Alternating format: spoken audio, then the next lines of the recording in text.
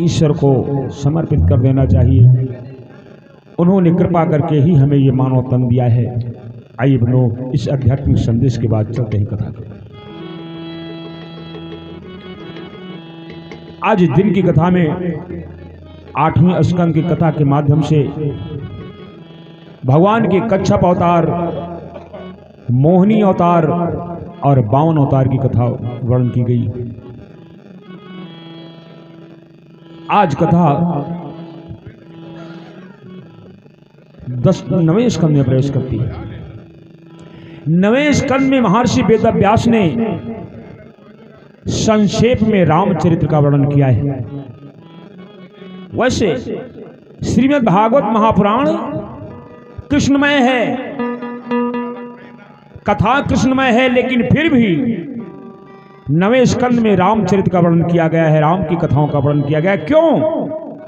राम कथा का वर्णन करने का अभिप्राय क्या था महर्षि वेदव्यास का? किसी ने कहा है कि रामचरित्र सुलझा है लेकिन कृष्ण चरित्र उलझा है। कृष्ण के चरित्र को समझ पाना सबके बस की बात नहीं है। कृष्ण चरित्र बहुत उलझा है। तो कृष्ण चरित्र की उलझनों को सुलझाने के लिए आपको राम का चरित्र पढ़ना होगा, राम का चरित्र सुनना होगा। जब तक आप राम के चरित्र को नहीं सुनेंगे, जब तक आप राम के चरित्र को नहीं समझेंगे, तब तक आपको कृष्ण के चरित्र में दोष दिखाई देगा। कृष्ण के चरित्र में दोष ना दिखाई दे, इसलिए आपको राम का चरित्र पढ़ना होगा, राम का चरित्र सुनना होगा। वैसे तो राम कृष्ण दो एक है, अंतर नहीं निमेष। अंतर क्या है कि उनके नयन गंभीर है, उनके चपल विशेष। वैसे तो राम कृष्ण दोनों एक हैं, लेकिन दोनों में बड़ा अंतर है। अंतर क्या है? राम और कृष्ण में बिल्कुल 36 का आंकड़ा है।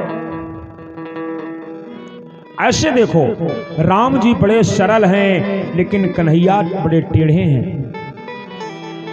राम जी सरल हैं और कृष्ण टेढ़े हैं।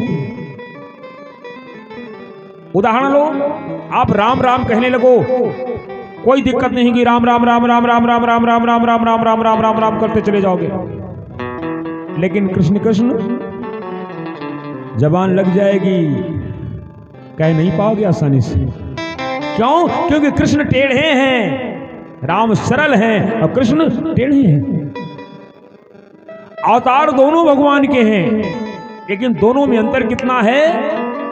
राम जी हैं मर्यादा पुरुषोत्तम, राम जी हैं मर्यादा पुरुषोत्तम और कन्हैया हैं लीला पुरुषोत्तम। राम जी ने कभी जीवन में मर्यादा का उल्लंघन नहीं किया। राम जी हमेशा मर्यादा में रहकर के लीलाओं को करते थे और कन्हैया ने कभी मर्यादा समझा ही नहीं क्या होता। राम जी ने जीवन में एक नारी को रखा, केवल सीता से विवाह किया। एक नारी व्रतधारी थे राम जी, सीता से विवाह किया। और कन्हैया 16,108 तो रजिस्टर्ड थी उनकी, जिनसे ब्याह किया और कितनों के साथ रासलीला रचाई, कोई गिनती नहीं। राम जी कभी किसी के घर को जाते नहीं थे, बगैर बुलाए किसी के घर को राम जी जाते नहीं थे। और कन्हैया बुलाना नहीं पड़ता था, अकेले नहीं 10-20 को लेकर पहुंच जाते थे। अच्छा, राम जी इस धराधाम पर आए, समय क्या था? महीना था चैत। चैत का महीना बसंत ऋतु में गिनती होती है। चैत का महीना, शुक्ल पक्ष यानी उजेली रात, तिथि नवमी और दिन के 12 बजे आए। वो भी राजघराने में आए। अयोध्या जैसे महाराज दशरथ के राजघराने में राम जी का आगमन हुआ। और कन्हैया कब आए? भादव के महीने में अंधेरी रात के 12 बजे। और आए कहां? जेल में, जहां कोई आदमी जाना पसंद नहीं करता, अच्छा आदमी जहां कोई जाना पसंद नहीं करता, कन्हैया वहां है। वो राम की मर्यादा थी और ये कन्हैया की लीला है। कन्हैया रात को ही जेल में ही क्यों आए, भादों में क्यों आए? अगर इन रहस्यों को समझना है तो आपको राम का चरित्र सुनना होगा, राम का चरित्र पढ़ना होगा। कन्हैया ने 16,108 विवाह क्यों किया? कन्हैया ने गोपियों के साथ में रासलीला क्यों रचाई? अगर इस रहस्य को जानना है तो आपको राम का चरित्र सुनना होगा, राम का चरित्र पढ़ना होगा। इसीलिए महर्षि वेदव्यास ने श्रीमद् भागवत महापुराण के 9वें स्कंद में रामचरित्र का वर्णन किया है। अच्छा, राम जी क्या एक स्वभाव था, बड़े सरल थे राम जी बड़े सरल थे। अच्छा, जो व्यक्ति जैसा होता है उसका उसी के साथ संबंध बन जाता है। जो व्यक्ति जैसा होगा उसी से उसकी मित्रता हो जाएगी, वैसा ही व्यक्ति उसको पसंद आएगा।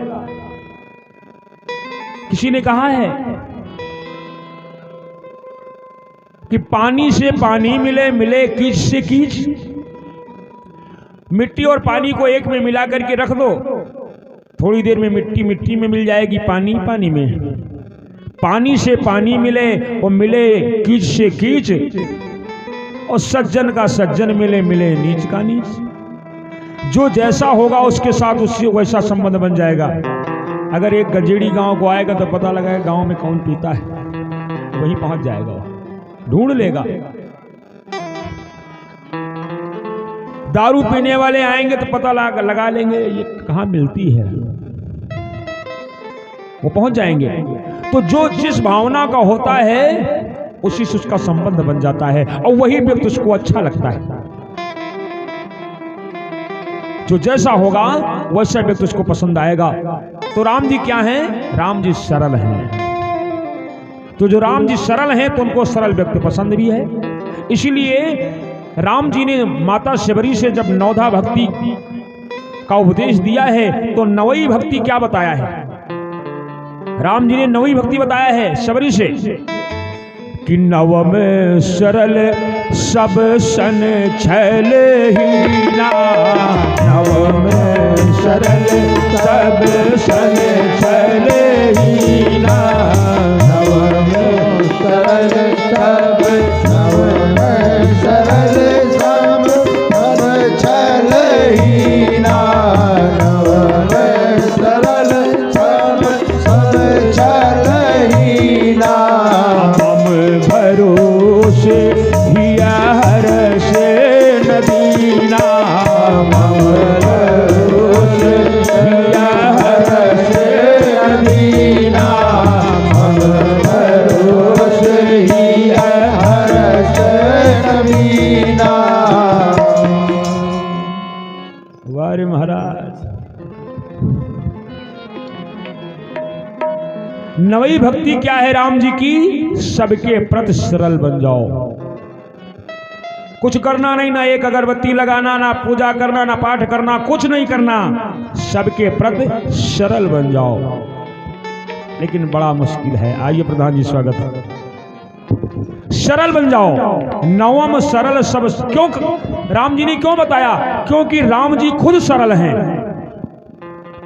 राम जी के विषय में लिखा गया है, राम कहा सब कौशिक पाही, क्योंकि सरल स्वभाव छुअत छल नाही। तो राम जी सरल है तो उनको सरल व्यक्ति ही पसंद होगा। इसीलिए कहा है माता शबरी से कि माता शबरी मेरी नवई भक्ति है, न पूजा करो, न पाठ करो, न भजन करो, न कीर्तन करो, सबके प्रति सरल हो जाओ। नवम सरल सब सन छल हीना, निश्चल भाव से सरल हो जाओ, यही मेरी नवई भक्ति। किसी गांव में एक आदमी रहता था। किसी गांव में एक आदमी रहता था, वो खाता बहुत था। और जो आदमी ज्यादा खाएगा तो काम क्या करेगा? ज्यादा खाएगा तो काम धाम करेगा नहीं।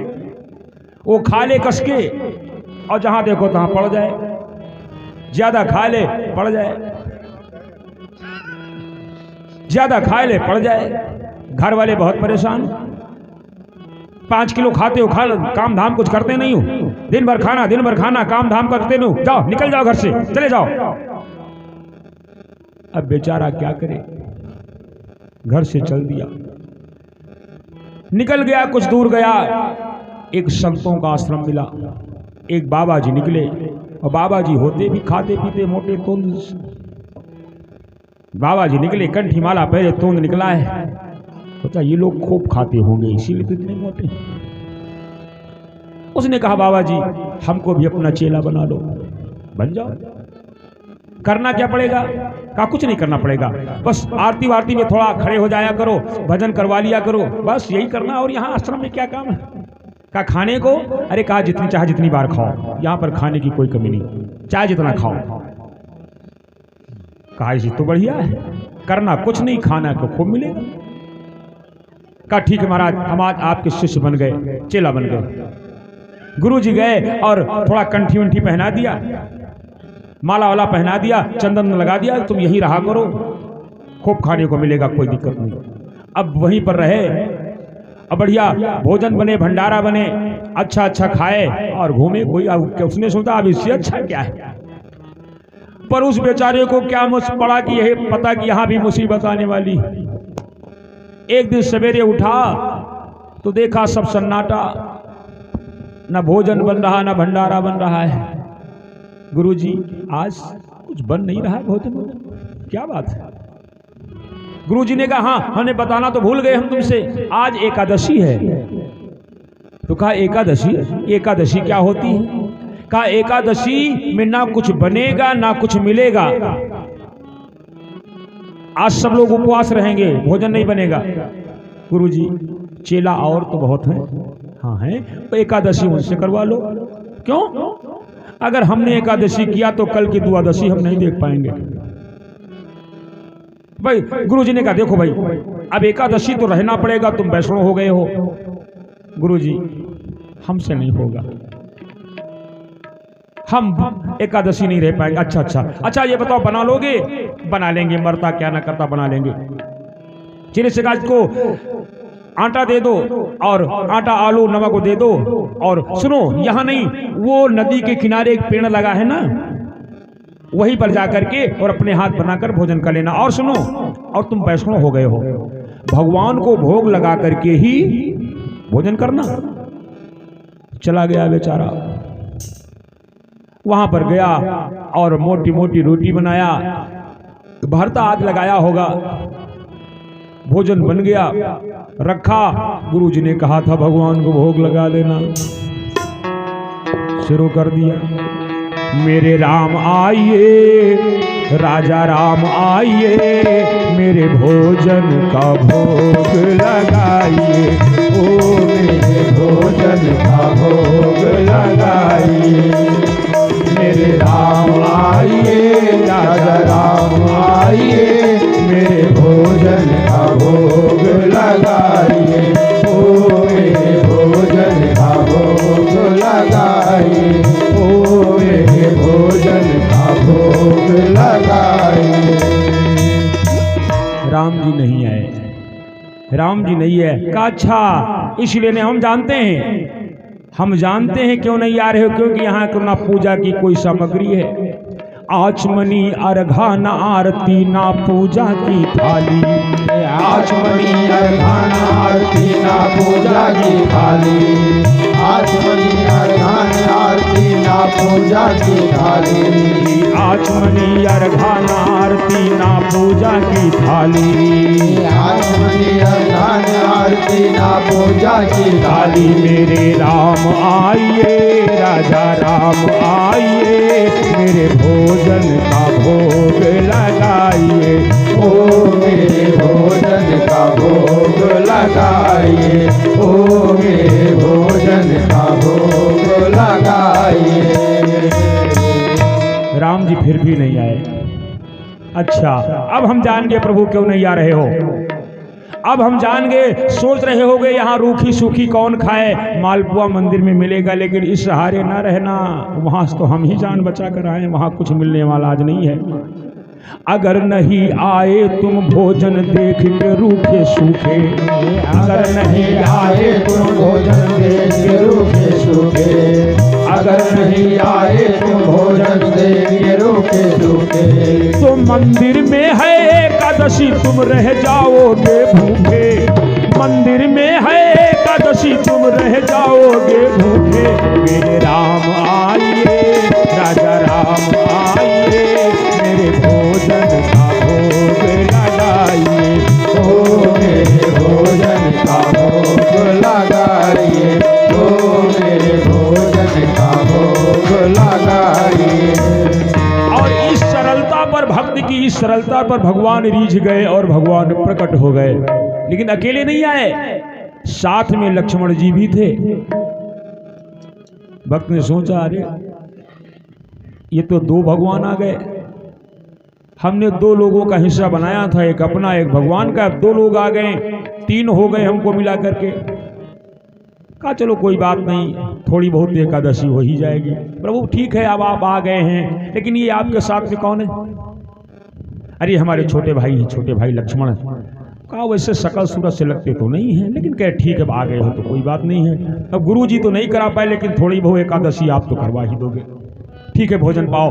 जो था भोजन कराया। राम जी हंसने लगे और वो बढ़िया रूखी सुखी राम जी ने बड़े प्रेम से, लक्ष्मण जी ने कहा भैया कहाँ लाकर फंसा दिया। कहा भक्त का भाव है, जो है स्वीकार करो। चलने लगे जब भोजन करके, तो भक्त ने कहा प्रभु अब की बार इतना नहीं कहवाना, जल्दी चले आना, बहुत अब की देर लगा दिया, जल्दी। राम जी ने कहा हाँ आ जाएंगे, आ जाएंगे। चले गए। भक्त इतना सरल लौट कर आया, गुरु जी से कुछ नहीं बताया। वो जानता था भक्त भगवान आते ही ऐसे होंगे। अब दूसरी बार जो फिर एकादशी आई तो कहा गुरु जी राशन थोड़ा और बढ़ा दो। क्यों? वहां दो भगवान आते हैं। दो भगवान? हाँ, दो भगवान आते हैं। गुरु जी ने सोचा भूखा रह गया होगा, बढ़ा दो और राशन बढ़ा दो। इसको लगभग 2 किलो आटा और उसी के हिसाब सब्जी सब दे दो। चला गया, सोचा 2 लोग वो आएंगे, हम 3 लोगों का राशन बनाया और बना करके रखा। और फिर वही हाल, मेरे राम आइए, लक्ष्मण राम आइए, मेरे भोजन का भोग लगाइए, ओ मेरे भोजन का भोग लगाइए, ओ मेरे भोजन का भोग लगाइए। मेरे राम आइए, लक्ष्मण राम आइए, मेरे भोजन का भोग लगाइए, ओ मेरे भोजन का भोग लगाइए। कहा भगवान आ गए, लेकिन कौन कौन आए? राम बाम दिस जानकी लखन दाहिनी ओर। अब की राम जी आए, लक्ष्मण जी, सीता जी भी आए। भक्त ने देखा, कहा प्रभु अब की ये बताओ ये आपके साथ कौन है? कहा ये मेरी धर्म पत्नी सीता है। अच्छा ये बताओ प्रभु कि हमने ठाकुर जी के भोग का ठेका लिया कि सारे खानदान का ठेका लिया? एक को बुलाया तो 2 आए और 2 को बुलाया तो 3 आए। खैर कोई बात नहीं, अब आ ही गए हो तो ठीक है, मिल बांध करके कुछ खा लेंगे। अब ज्यादा नहीं तो कुछ तो एकादशी का हो ही जाएगी आज। खैर सीता जी भी हंसने लगी, राम लक्ष्मण हंसने लगे और राम जी ने जो था रूखा सूखा खाया। चलने लगे। भक्त बार बार चरणों पर गिरा, परिक्रमा किया। कहा प्रभु ये बताओ दो कि अब की कितने आओगे? राम जी ने कहा जाएंगे। नहीं पहले बताओ दो ताकि उस हिसाब से हम व्यवस्था कर लें। राम जी ने नहीं बताया कि हम कितने आएंगे। आ जाएंगे। चले गए राम जी। अब दोबारा फिर एकादशी आई। वो कहने लगा गुरु जी राशन और बढ़ा दो। क्यों? वहां बहुत भगवान आते हैं। गुरु जी ने सोचा ये खाता तो नहीं है, इतना खा नहीं पाए, बेचता होगा। अब की इसकी चोरी पकड़ेंगे। बढ़ा दो इसको, लगभग 20 किलो राशन दे दो, उसी के हिसाब से आटा और दाल चावल सब दे दो। दे दिया। आपकी चुपके से जाकर देखेंगे राशन का करता क्या है, अकेले इतना खा नहीं पाए। और भक्त भी बड़ा होशियार, राशन लेकर गया, राशन रख दिया। आज बनाएंगे नहीं, देखेंगे आते कितने हैं।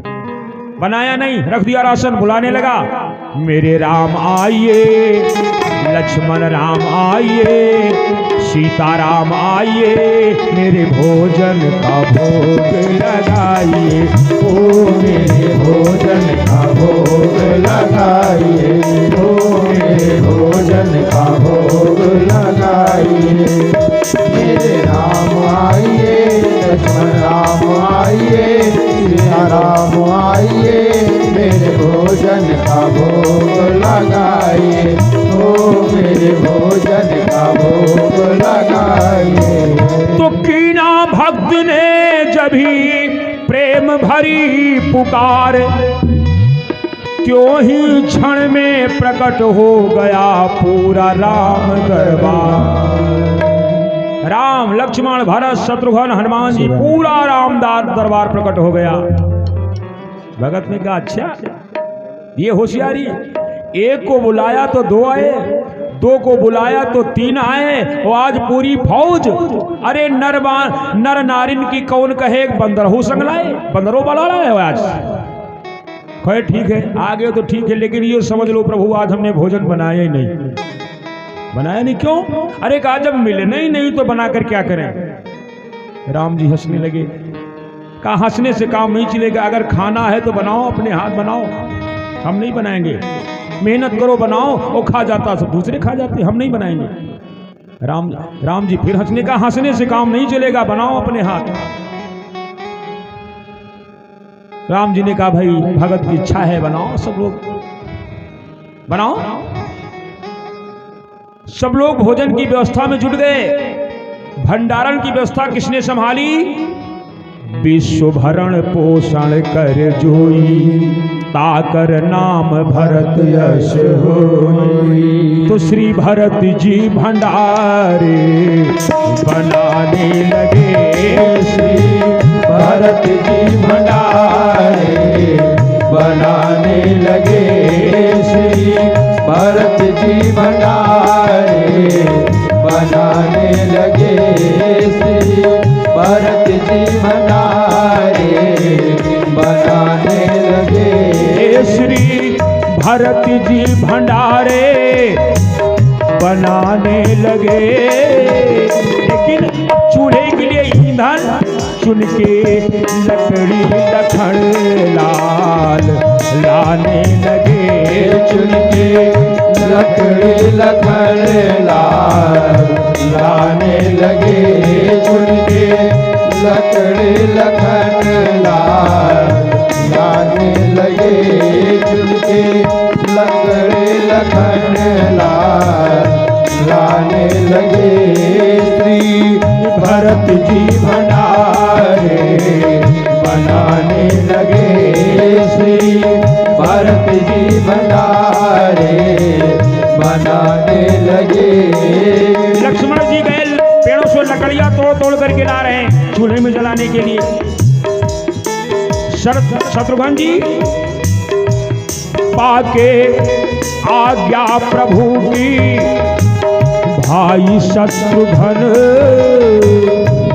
पाके आज्ञा प्रभु की, भाई शत्रुघ्न साग भाजी अमनिया बनाने लगे। साग भाजी अमनिया बनाने लगे, साग भाजी अमनिया बनाने लगे। श्री भरत जी भंडारे बनाने लगे, श्री भरत जी भंडारे बनाने लगे। अच्छा, स्वच्छता अभियान की जिम्मेदारी किसने संभाली? स्वच्छता अभियान की जिम्मेदारी किसने संभाली? हाथों से देते पोंछा हनुमान जी। चौका लगा रहे हैं हनुमान जी, हाथों से देते पोंछा हनुमान जी, और पूंछ से अपनी झाड़ू लगाने लगे पूंछ से अपने झाड़ू लगाने लगे, पूंछ से अपने झाड़ू लगाने लगे।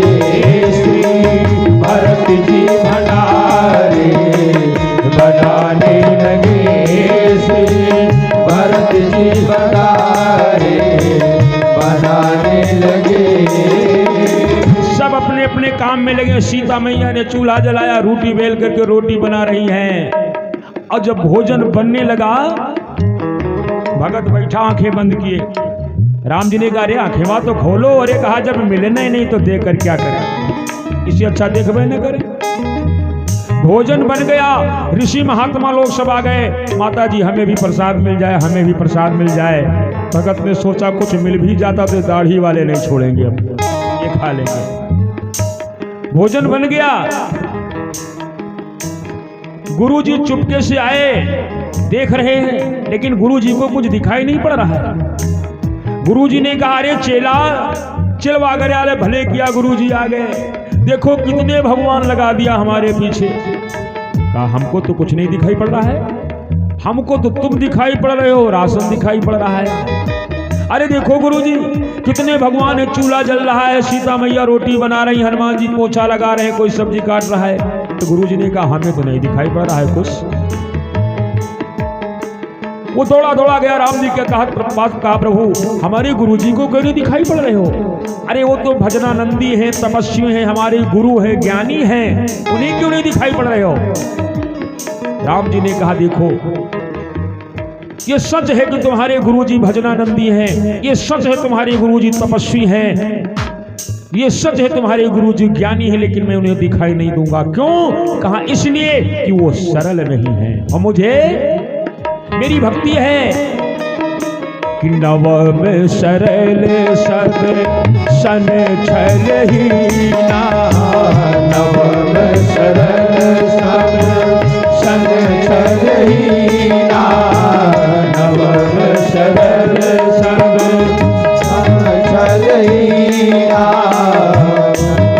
सरल सन छल ही ना।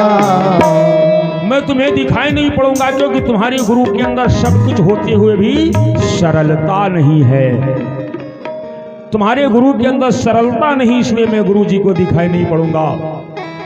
भक्त गया और कहा गुरुजी राम जी कहते हैं कि तुम्हारे गुरुजी के अंदर सरलता नहीं है, इसलिए नहीं दिखाई पड़ूंगा। गुरुजी इतना रोए, इतना रोए, इतना रोए कि जो उनके अंदर ज्ञान का अहंकार था आंसुओं में बह गया और राम जी ने गुरु जी को भी दर्शन दे दिया। तो ये दृष्टांत, इन दृष्टांतों पर कभी कभी हम लोगों को विश्वास ही नहीं होता है कि ऐसा हो ही नहीं सकता है। क्यों? क्योंकि हमारे अंदर सरलता नहीं है और राम जी को सरलता प्रिय है। राम जी सरल हैं, उन्हें सरल प्रिय है, इसीलिए रामचरित्र बहुत सुलझा कहा गया है। इसीलिए महर्षि वेदव्यास ने श्रीमद् भागवत महापुराण में के 9वें स्कंद में राम कथा का वर्णन किया है। आइए संक्षेप में राम कथा का वर्णन हम आपको श्रवण कराएंगे और उसके बाद में कृष्ण का जन्म। आइए महर्षि वेदव्यास ने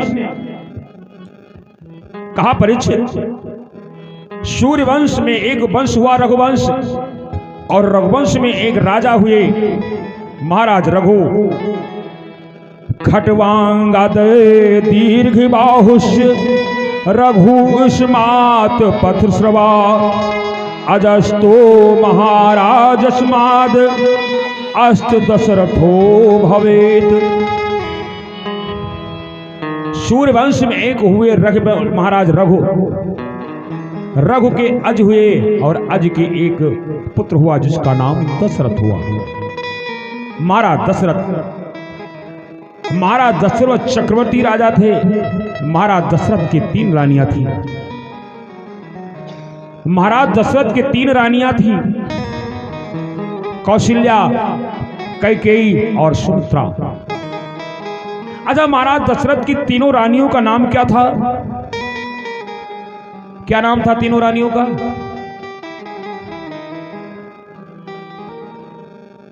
अब तुम कहोगे महाराज बता तो रहे हो, बता तो रहे कौशल्या, कैकेयी और सुमित्रा, तो ये दशरथ की रानियों के नाम नहीं थे, ये उनकी उपाधियां थी। हमारे देहातों में कभी कभी होता नहीं है, किसी नारी का नैहर अगर टिकैत नगर में है तो मोहल्ले वाली पद्मी निकाल लेती नगरहा, कहती नहीं। अगर किसी नारी का नैहर दरियाबाद में है, दरियाबाद से आई ब्याह करके कहें दरियाबादिन,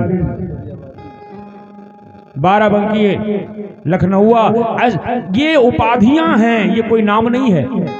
तो कौशल्या कौशलेश देश की थी, कौशलपुर की थी कौशल्या, इसलिए उनका नाम कौशल्या हुआ। कैकेयी कैकेयी देश की थी, इसलिए उसका नाम, उसकी पदवी कैकेयी पड़ गई। और महाराज सौमित्र की पुत्री थी सुमित्रा, इसलिए उसका उपनाम सुमित्रा हो गया। लेकिन ये नाम नहीं, ये पदवी है, ये उपाधियां हैं, ये नाम नहीं है तीनों रानियों के। आखिर जब ये नाम नहीं है तो इनके नाम क्या है? नाम भी तो होना चाहिए। बंधु,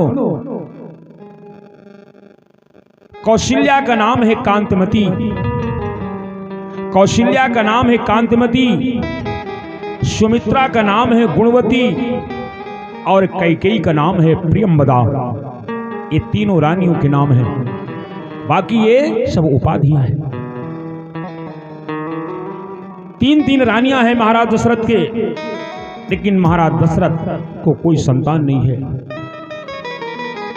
आइए राम कथा हम आपको संक्षेप में मानस के माध्यम से सुनाते हैं। मानस के माध्यम कथा का आनंद ही और आएगा।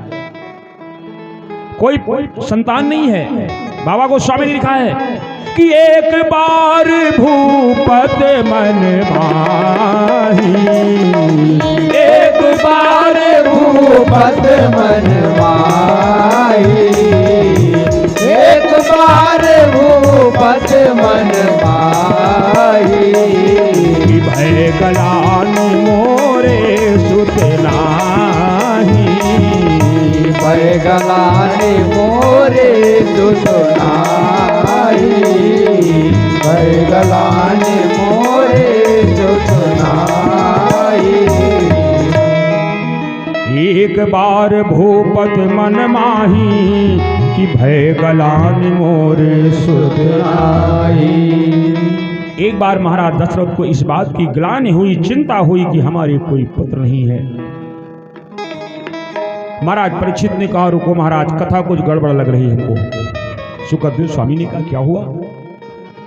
कहा, महाराज जिस व्यक्ति के पुत्र नहीं होता है उसको पुत्र का शोक हमेशा रहता है, और आप कहते हैं कि एक बार भूपत मन माही। एक बार चिंता क्यों हुई महाराज दशरथ को? एक बार ग्लानि क्यों हुई?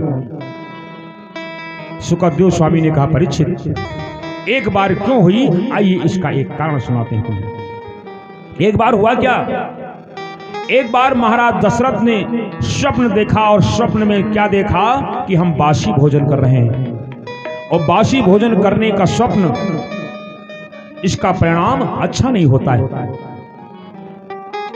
तो महाराज दशरथ ने स्वप्न में देखा हम कि बासी भोजन कर रहे हैं। सवेरा हुआ, गुरुदेव के पास गए, वशिष्ठ के पास गए, कहा, गुरुदेव आज हमने रात में स्वप्न देखा है कि हम बासी भोजन कर रहे हैं, परिणाम क्या होगा?